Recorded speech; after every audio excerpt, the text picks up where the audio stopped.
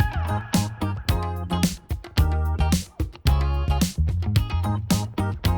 one of the core tenets that we've held onto here around Summit is this idea that there's no height restriction or age limit on serving the kingdom. And I see that at work in our students all the time.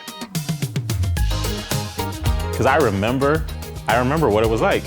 I grew up in a context in the church where when you were a young person, you were a core part of the church. We were given a role and you had ownership and you felt important.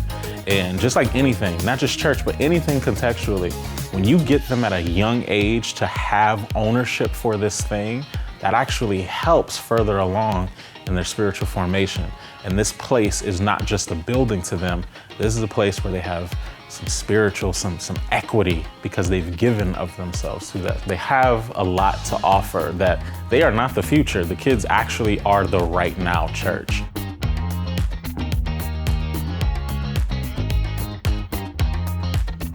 For me, when I see someone that's a middle school student or a high school student and they're taking on some role, not because I've given them a title and told them to do it, but because they see a need and they want to fill that need, they want to make things happen, they want to make things better, they want to be a part of what's going on, the best thing I can do is get out of their way.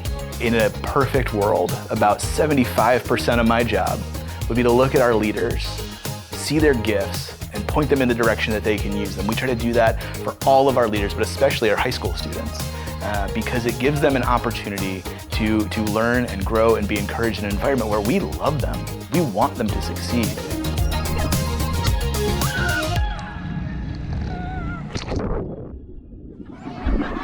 What I've seen over the course of 10 years in student ministry here is that time and time and time again, there is a pattern.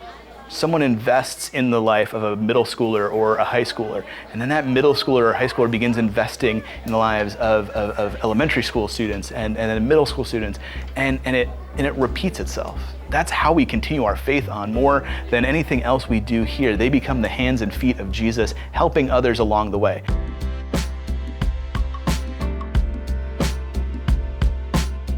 One of the things that I see, which is a core thing about discipleship, is proximity, is the closeness of doing life with a person. And the ways in which I've seen students just kind of come alongside another student and walk with them through a hard season in their life or in school, which has done wonders for this particular youth ministry, but again has enlightened me on what it means to actually be a disciple.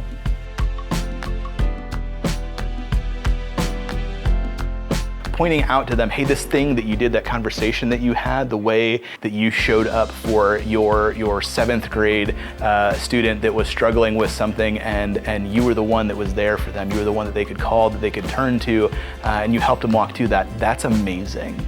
That's leadership. That is following God's call on your life to love people well.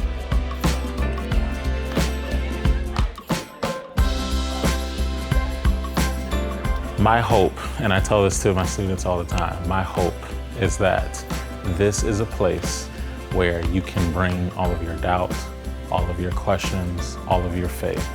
And this is a place where we can just kind of throw it all out in the middle and wrestle with it.